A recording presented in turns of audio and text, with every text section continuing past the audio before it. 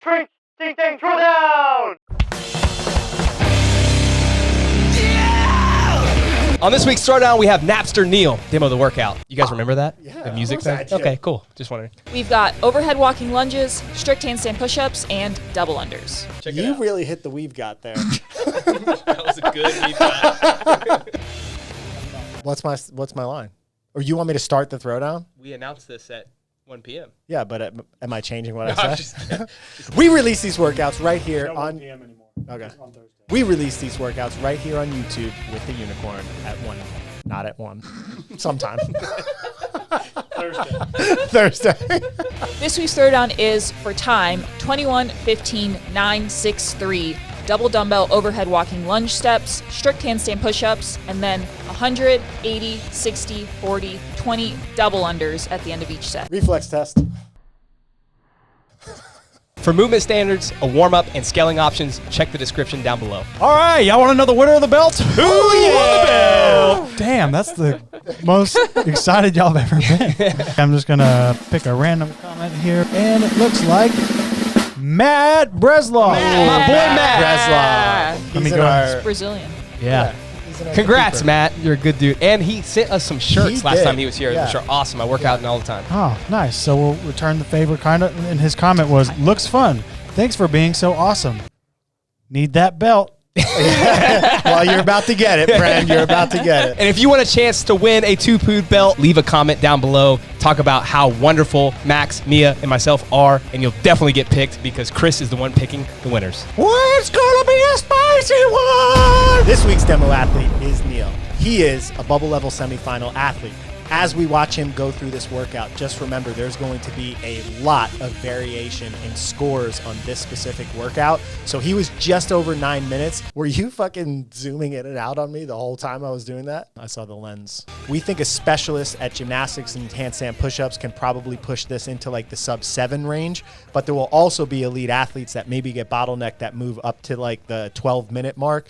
And for RX level athletes, just beating the cap is probably the target.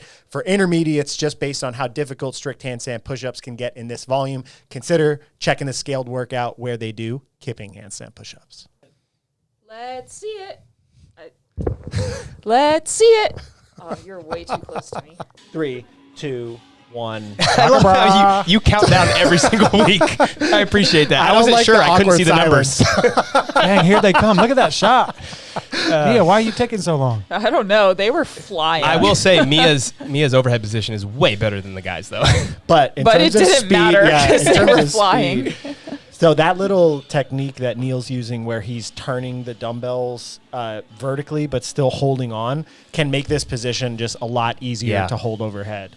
It still gets challenging, especially paired with the movements we're about to do. But Yeah, for those that know they're going to make quarterfinals, this came out last year. I think it's something that you should be practicing. That's why we put it in our throwdowns. But it's something that like every week get a touch on it, especially if your overhead position is bad. and then here's Mia. I broke them up because I was about to go into 21 strict handstand push-ups. Yeah, which this is I is think different for me than for Neil. Yeah, I think for elite athletes, this is one type of workout, but I know anybody at my level or below doing strict handstand push-ups in this volume with this pairing this is going to be the bottleneck. Yeah. It's basically how do you break these up? What type of rep schemes do you use? How long are you taking rest? And can you beat the time cap? Yeah, on workouts like these, there's such a big gap on the leaderboard, but that's okay. You need to figure out what your peer group is and then try to be competitive within that. So maybe you're not going to go as fast as Neil, but you can get under the cap if you pace correctly. Yeah, so Neil just did 2 sets unbroken. I think theoretically, people in that kind of first set, you could maybe push that, but it's going to really be the later sets, like Yeah. the 15 and the 9, I think, where separation will occur if you can't do those in big sets. It did look like the speed of his handstand push-ups slowed down a little towards the end, so the break was probably smart for him. Yeah, I agree. All right, then 100 double unders. Any talking points on double unders?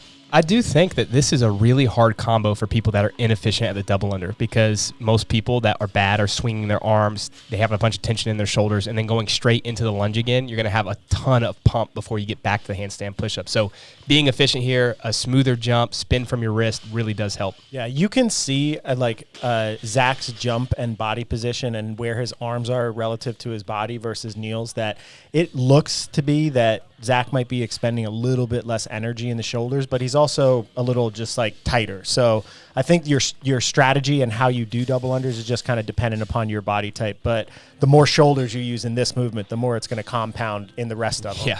Yeah. So he went unbroken. I broke the double unders on purpose on the first few sets to I was basically protecting my strict handstand push-ups, and that was the strategy I took. In hindsight, I think maybe that wasn't necessary for me. So maybe if you know that you're going to be bottlenecked by strict, almost like bank the time on something like double unders if you're efficient at them. Yeah, I think that I would agree with that if you can. Yeah.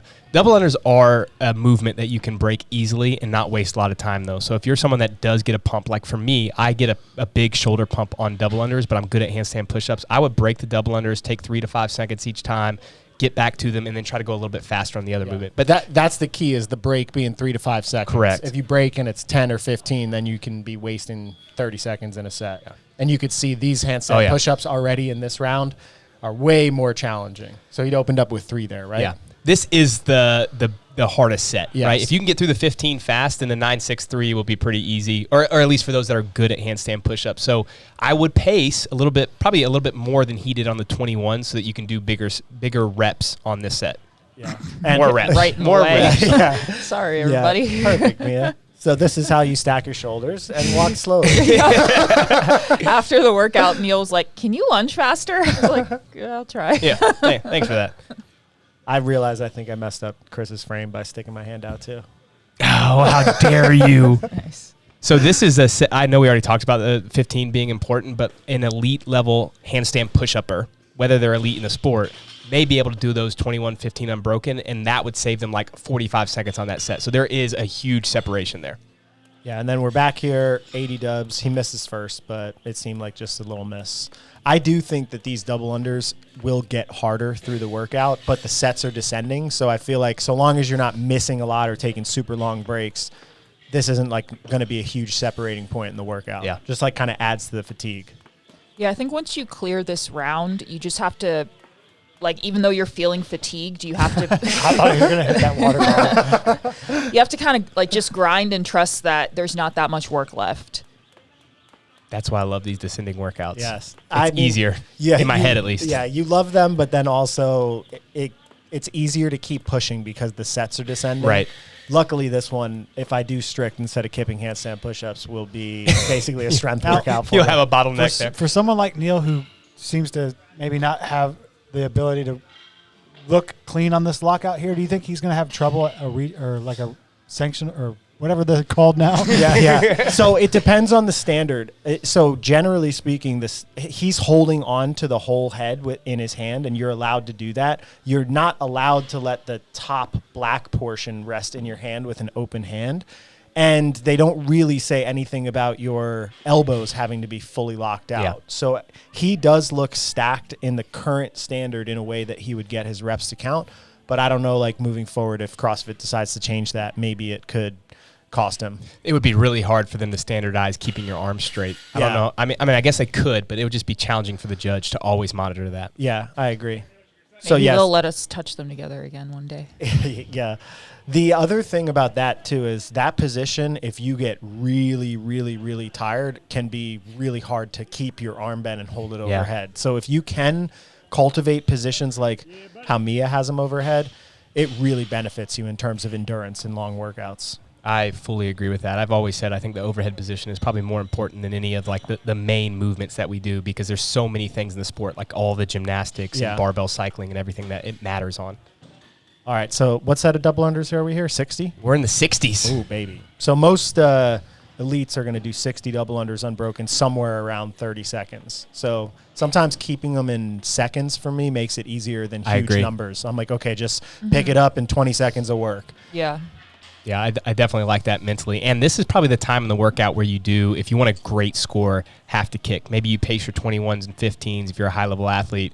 And then 963, you just have to push a little bit faster, really good transitions, fast transitions, and then try to do bigger sets on the handstand push-ups if you can. Yeah, the one thing to be careful of here is if this amount of strict handstand push-ups is challenging for you, even though it's only 9 and 6 and 3. If you get to true failure, doing a set of 6 could be in singles, could take you over a minute. Like you could be doing one on the 10 seconds. Well, we saw that last year in the quarterfinal workout where people got to the strict handstand push-ups and they were completely blown up. Yeah. So he's still managing this right. And again, I think with this standard of steps being the metric instead of feet for lunges, just find a lunge step that you feel comfortable with. There's no point in extending in your same step that if you're trying to do 25 feet in 8 steps. Just take whatever the shortest comfortable step you can do is. Yeah. A quick note on that. I've actually trained 2 different styles so that I could change it in workouts. So I have a really short step that's more quad dominant, and I have a longer step that's kind of more glute and hamstring. And I've switched it in workouts like this, and it's helped a lot. Oh, nice. So 6 unbroken. 40. Or no, is this 20? No, this will be his 40s, and then he just has 3, 3, and then 20 to finish. And this, again, is like really where if you're looking at the clock and it's a quarterfinal workout, every second's going to matter. As soon as he's done with the double unders, you have to have some urgency back to the dumbbells. Yeah, in the descending sets, the transitions become much more important. It's basically like finish and then grab the dumbbells, then finish and then get on the wall really quick. Which was tough for him because I was in his way the whole time. Come on, man. Yeah, we'll give him a couple second ad I filmed this on January 7th, and you may have noticed a Christmas tree back there. I think it's January 6th. You have to remove those. So. Who put it up? I don't know. Well, it was during Christmas time. I don't think it left until January 14th. So Who's counting? Don't throw the dumbbells, Neil. We're adding back seconds now. All right, can you do the 3 unbroken? 3. Nice job. Nice. That's big too, because if you have to go 2 and 1, I mean, you're losing time for sure. Or if you go for it and you fail. Yeah. All right, 20 to finish. You can see his his shoulders are getting a little fatigued. His jump's a little bit higher. His arms are a little bit wider. Yeah, that's what happens in workouts. But he's gonna finish. Oh, where are we? Where are we? Where are we? You're done. 9:09. Well done, Neil. Yeah. And here's Mia still going. Yeah, he like fully lapped me. Yeah. For those of you that, what was your time, Mia? So for I think it was 12:10. 12:10. Yeah. So a couple minutes. It also slower. could have been 11:10. I don't remember. I'm gonna go with 14:10. Mia finished just under the cap. It definitely wasn't 14:10. All right, enjoy. It's a wrap, you know what I'm saying? Your boy Project Pata in this thing, man. Hey, look, man, thank y'all for watching Training Think Tank's YouTube channel. Y'all hit that motherfucking subscribe button, you know what I'm saying? So y'all go ahead, man. Thank y'all for watching the channel, you know what I'm saying? Hit that motherfucking subscribe button, let it be known, what it be known, what it be known, you know what I'm saying? Pata.